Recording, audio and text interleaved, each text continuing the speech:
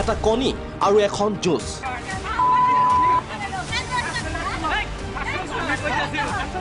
অংগনবাড়ী কেন্দ্ৰত প্ৰচণ্ড মাৰপিট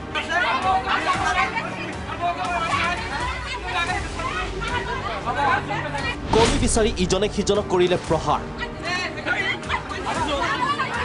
বৰপেটাৰ হাউলিত এটা কণীৰ বাবেই প্ৰচণ্ড মাৰপিট কালঝাৰ গাঁও 2 নম্বৰ অংগনবাড়ী কেন্দ্ৰত এটা সিজোৱা কণীক লৈ প্ৰথমে সৃষ্টি হয় তৰ্কাতৰ্কিৰ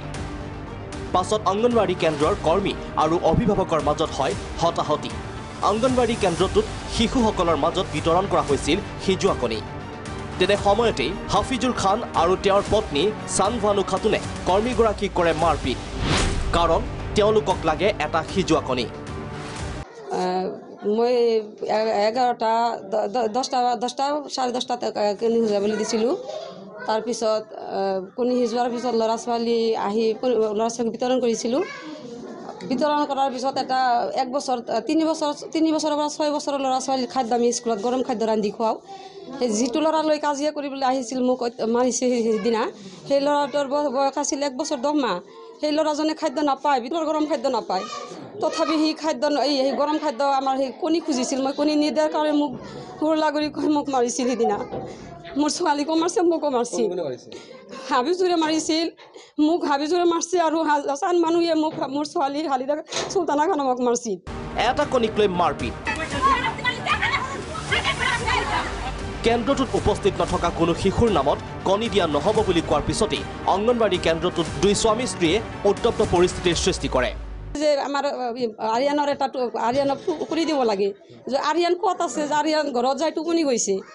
যে আৰিয়ান ঘৰত যায় টোপনি গৈছে আমাৰ স্কুলৰ গৰম খাদ্যটো স্কুলত বিতৰণ কৰে কিন্তু ঘৰত দিয়াৰ কোনো নিয়ম নাই সেই কোৱাৰ কাৰণে সিহঁতে মোক ধৰি মাৰিছে অংগনবাড়ী কৰ্মীক প্ৰহাৰ অংগনবাড়ী কৰ্মী চাহাদাত আহমেদক মাৰপিট কৰাৰ লগতে তেওঁৰ কন্যাকো মাৰধৰ কৰে যি হৈছে মিলাই দিম সেইকাৰণে মই থানাত যোৱা নাছিলোঁ সিহঁতে মোক মাৰছে আৰু মোৰ নামতে সিহঁতে কেছ কৰিছে আগতে মই আগতে কেছ কৰা নাই মোৰ নামতে কেছ কৰিছে মিছা কথা কৈ কেছ কৰিছে সিদিনা মই কৰি দিছোঁ যে কণীৰ পিকচাৰো আছে মই প্ৰত্যেক দিনা ৰিপৰ্ট মোবাইলত আপডেট দিওঁ অৱশ্যে দি থাকোঁ আপোনালোকে যদি মোৰ কথা বিশ্বাস নকৰে স্কুল কাৰ্যালয়ৰ পৰা ৰিপৰ্টটো ল'ব পাৰি কান্দোলত ভাগি পৰিছে ভুক্তভোগী মহিলাগৰাকী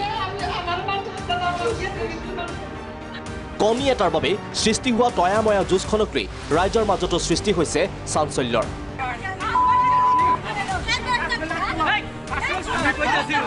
বৰপেটা ৰোডৰ পৰা ৰাজকুমাৰ সাহু প্ৰাগ নিউজ